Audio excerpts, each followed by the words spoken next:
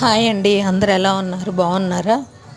ఈరోజు ఈవినింగ్ అండి. ఇది పొద్దున పూజ వీడియో పొద్దున పెట్టాను. ఇది సాయంత్రం పూజ వీడియో అండి.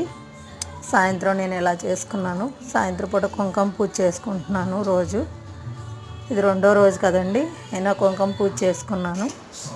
ఇదిగోండి ఈరోజు వండినది పులిహోర అండి. అమ్మవారికి నైవేద్యంగా పులిహోర చేశాను. మాకు గుడి దగ్గర నుంచి ప్రసాదం వచ్చిందండి. రవ కేసరి, దొండకాయ వేపుడు. చూసారా, వంట కూడా పెందలకాడ అయిపోతుందండి.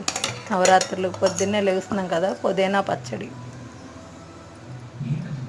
చాలా బాగుందండి. పుదీనా పచ్చడి బాగా కుదిరింది. వేడి రైస్ అండి, అందులోదే కొంచెం తీసి పులిహోర కలిపాను, అందుకే కొంచెం వెల్త్గా ఉంది.